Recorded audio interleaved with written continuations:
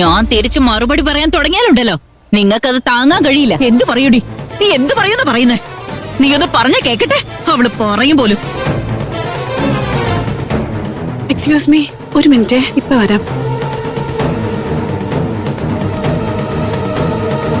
എന്റെ മോളുടെ വിധിയാ സ്വന്തം ഭർത്താവില്ലാതെ അവന്റെ കൊച്ചിനെ വെച്ച് കഷ്ടപ്പെട്ടുകൊണ്ടിരിക്കുന്നത്.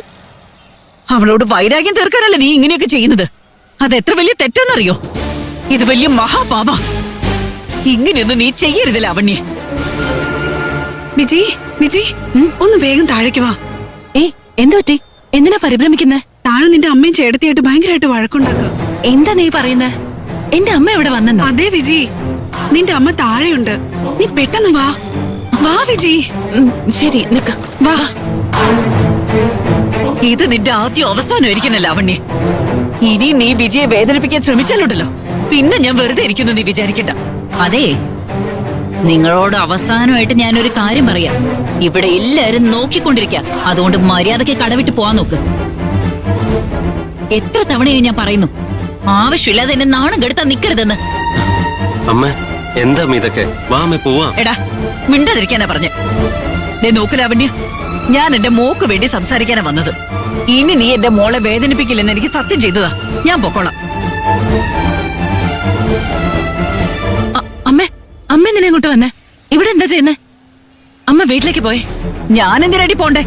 ഞാൻ നിനക്ക് വേണ്ടി സംസാരിക്കാനാ ഇങ്ങോട്ട് വന്നേ.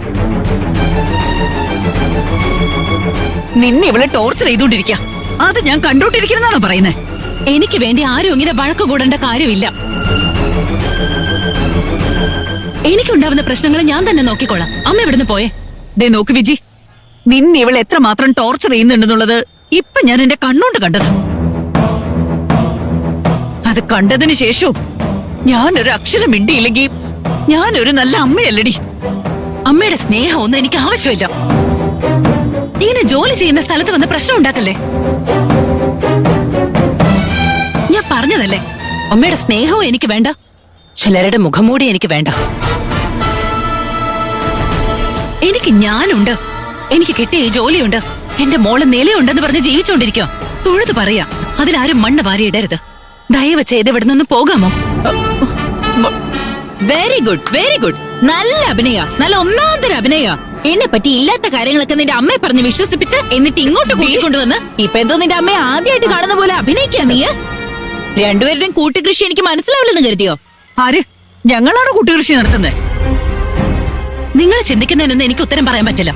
അമ്മ ഇവിടെ വന്നത് ഞാൻ ഇപ്പോഴാ അറിയുന്നേ. അതും യമുന വന്ന് എന്നോട് പറഞ്ഞതുകൊണ്ടാ ഞാൻ അറിഞ്ഞത് പോലും. മതിയടി, മതി. നാക്കെടുത്ത കള്ളത്തരെ പറയും. അമ്മായി, ഇപ്പൊ നിങ്ങൾ പോകുന്നുണ്ടോ ഇല്ലയോ? നിങ്ങൾ കാരണം എന്റെ ജോലിക്ക് എന്തെങ്കിലും പ്രശ്നം ഉണ്ടായ പിന്നെ എന്റെ തനി സ്വഭാവം എന്താ നിങ്ങൾ അറിയും. നീ എന്ത് സ്വഭാവം വേണേലും കാണിച്ചു, അതിനൊന്നും എനിക്ക് ഒരു പ്രശ്നമില്ല. എന്താ ഇനി എന്റെ മോള് നീ ശല്യം ചെയ്യാൻ പാടില്ല. എന്നെ ഇതിലേക്ക് വലിച്ചിടണ്ട. അമ്മയ്ക്ക് എന്തെങ്കിലും പ്രശ്നം ഉണ്ടെങ്കിൽ സംസാരിച്ചിട്ട് പോയിക്കോ. എനിക്ക് വേണ്ടിയാ സംസാരിക്കുന്നെന്ന് പിന്നെ പറയുമ്പോ വലിയ പ്രശ്നം അമ്മ ഉണ്ടാക്കിക്കൊണ്ടിരിക്കുന്നത്.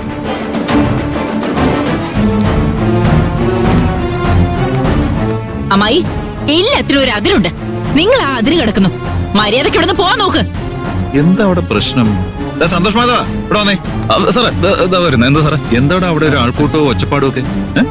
എനിക്കറിയില്ല സാറേ, ഞാൻ അവിടെ കുറച്ച് തിരക്കിലായിരുന്നു. ഞാൻ പോയി നോക്കിട്ട് വരട്ടെ. ഞാനും വരുന്നു. അല്ല,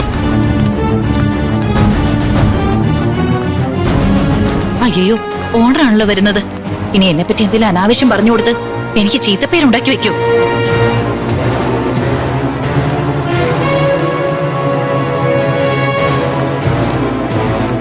അമ്മ ഇവിടുന്ന് പോവമ്മേ. അമ്മായി, ഓണർ വരുന്നുണ്ട്. മര്യാദക്ക് ഇവിടുന്ന് പോവാൻ നോക്ക്. വെറുതെ ടെൻഷൻ ഉണ്ടാക്കരുത്. ലാവണ്യ, എന്താ ഇവിടെ നടക്കുന്നത്? എന്താ ഇവിടെ ആൾക്കൂട്ടം? എന്താ ഒച്ചപ്പാട്? അതൊന്നുമില്ല സർ. സാറ് പോയിക്കോ, ഞാൻ നോക്കിയോളാം. നീ നോക്കിക്കൊള്ളാന്നോ? എന്താ പ്രശ്നം എന്ന് ചോദിച്ചാൽ അതിന് മറുപടി പറ. ആരാ അവരെല്ലാം?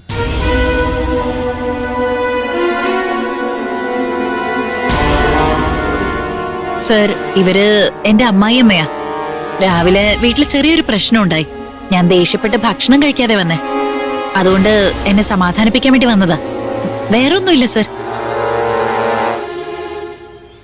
ഓ, അമ്മയാണല്ലോ. അപ്പൊ എനിക്കും അമ്മ തന്നെ. ഓ, അതാണോ കാര്യം? ഞാൻ വിചാരിച്ചു ഏതോ കസ്റ്റമർ എന്തോ പ്രശ്നം ഉണ്ടാക്കാതെ.